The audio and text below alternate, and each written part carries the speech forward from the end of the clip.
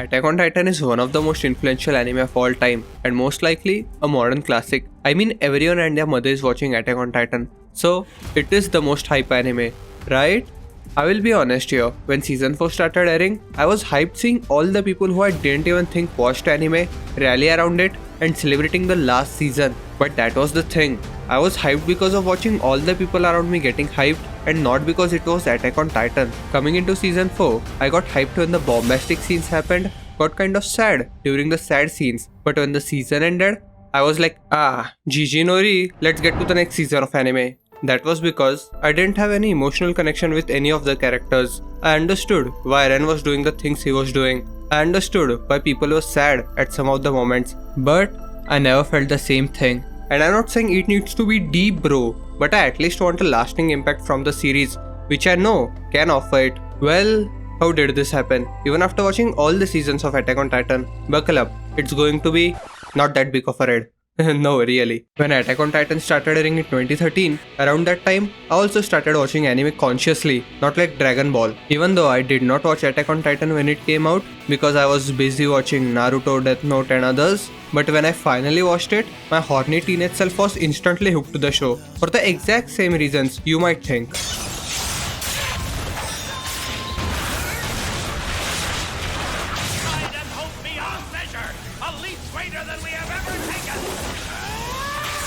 Yes, I thought season 1 was deep with amazing storyline, and yeah, I will kill all the titans because me and Eren both are 14 and this is deep, man. When the season 1 finally ended, we got hit by a drought for Attack on Titan. Everyone including me had moved on to the shit show called seasonal anime, which I still live, breathe and shit in. Subscribe by the way. Then, after what felt like an eternity, Attack on Titan came back with season 2 and I was turned into a bit of fake elitist who sees the depth in every character, their motives to find out what their true intentions were and their reasoning behind it. While watching Monster Musume, I still remember my teenage brain was fucking blown away with what we got in season 2.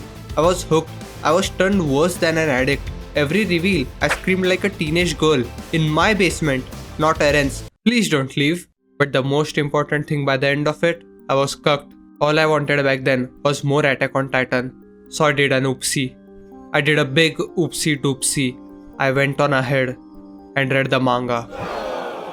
By that point, I was pretty new to reading manga. The only ones I had checked out were completed or the ones which came out weekly. So, I had no concept of the thing called monthly serialization. After catching up in day or two, I started reading every month, which was okay at first, but by the time year ended, I had completely forgotten what the fuck happened since the start. So over time, I dropped the manga completely. But Thatch, you must have watched season 3. Yeah, I did. But I was barely hanging there context-wise. I had already forgotten almost everything of season 1, and as for season 2, thanks to reading the manga, I felt like, oh, this happened? It did. No, it did not. So, now you have a pretty good understanding of how I went in watching season 3. Yeah, I know, most of this is my fault for having a memory of a goldfish. But even though you did remember what happened before this, even though you do remember what were the key plot points, but do you really relate why everyone is head over heels for Sasha? Do you remember what all the main squad went through to get here? Do you really remember what was Eren like before this? I will be honest, the main reason I felt so disconnected with the series was due to not remembering why Eren acting this way is a big deal. I did not get why is he doing the things he has been doing even after me reading the manga. Don't worry, I'm not going to spoil anything from the manga, but after getting a major death spoiled by some asshole on the internet, I was pretty pissed. So I went in that condition and read the entire manga. And I was pretty disappointed the first time I read it. I thought, really? Is this how it is done? In my opinion, the majority of fanbase who was disappointed was experiencing the same thing as me. Constantly waiting for a month for the next chapter, just waiting to see what happens next in the story. Or mainly, what happens with Eren. Instead of stopping for a minute and taking a look back at what did happen to Eren before he became this monster. So I decided, let's do it. Let's go back to see how was Eren at the start of the series.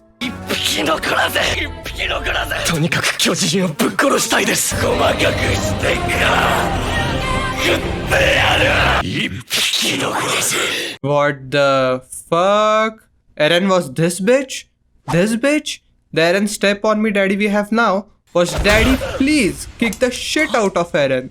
I was really taken back when I saw the first 4 episodes, and not just with Eren, but seeing the world they were living in when we started. The world was presented in black and white manner. If you are the ones who live inside the walls, you are a good guy. Everyone beyond the wall is bad because they are titans anyway. I had completely forgotten why Jian, Connie, and Sasha joined the survey corps, even though initially they were going for MP. How Eren led a suicide charge and killed so many of his friends, and it seemed like he moved on from them easily. Does anyone still remember Marco? Anyone? He's the 90% of reason why Reiner, Annie and Bertolt screwed up. But aside from all the nostalgia and getting enlightened by what Attack on Titan was before we got here, the thing I enjoyed the most was the foreshadowing of what the next thing which I know is going to happen. Seeing these three trying to get information on what they came for. The subtle things like Bertolt asking, should we go during the first fight, was probably implying to breaking the next wall, when everybody else just thought they were talking about getting gas from HQ. Or one of my favorites, when Reiner lost his shit when they find out Eren was the Titan. Just look at his reaction and seeing him panic when they were about to shoot Eren. Also, I forgot that I have to shout on top of my lungs because Sawano doesn't give a hello? Fuck! Honestly, I'm glad Kota Yamamoto is working with him now, so he can at least name his songs, which I could search on YouTube and not give up after seeing this shit. I mean, come on, are you serious?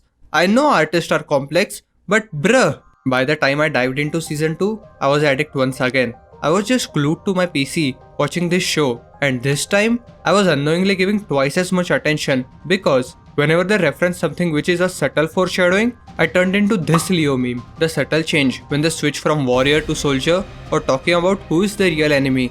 I was loving every second of it. I had my jaw dropped once again during the Reiner and Bertolt betrayal. I had a huge grin on my face when Historia smacked that fucking injection and gave a huge middle finger to her father. And the entire war of season 3 part 2 was mind blowing. But this time while watching, even though all these moments were epic, and these were not the moments which stuck with me. Me from back then would have went like, boo, it's the dialogue, go to the action, and would have had a massive boner from this. And I will not lie, I still had a massive huge thing while watching these beautifully animated shots which are a real tearjerker for my deck, but this time they were my second priority, and the first one was the writing. The world Isayama has created is bloody, cruel, harsh, but still it is beautiful. The subtle details to the world, like if survey corps are having an expedition which mostly fails, their resources will be funded from taxpayers. The military police are going to sell some government products to make some side cash, or securing the horses while going on an expedition will be the top priority, so they will have extra horses just in case, which was right there, but I never noticed.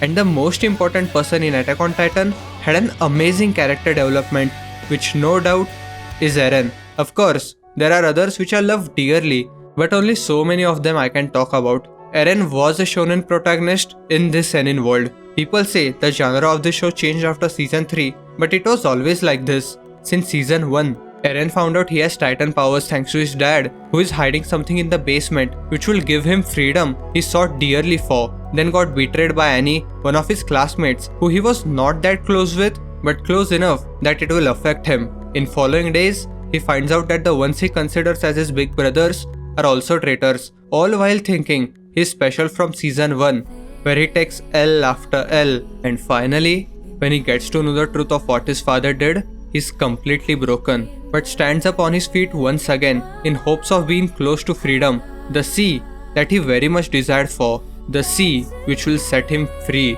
But when he finally reaches that goal, he has already lived all of that and is on a completely different path, which is far from freedom. All of this happened in a year to a 15-year-old boy. 15! He should be in high school for fuck's sakes. Now, when he's 19, he's expected to decide something which will not only determine his friend's future, but also entire world's, while still being 19-year-old. This is the age where most figure out that they hate their degree course, and he is supposed to decide the fate of an entire world.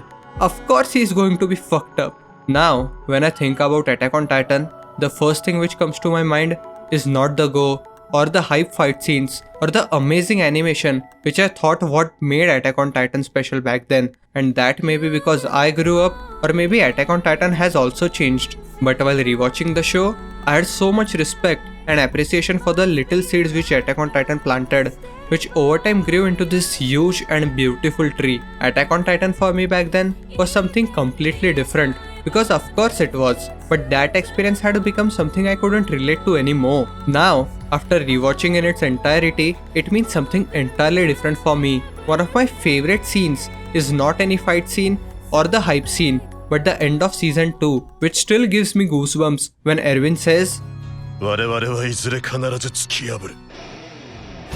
真実を隠している。 So now, here I am, that dumb guy who once thought Attack on Titan was asking you to rewatch it from the start once again to find out what does Attack on Titan mean to you now. Back then, it was the hype machine which blasted my ears with every scream in the show while giving me the best animated battle sequence. But now, it is the silent scenes which speak the loudest.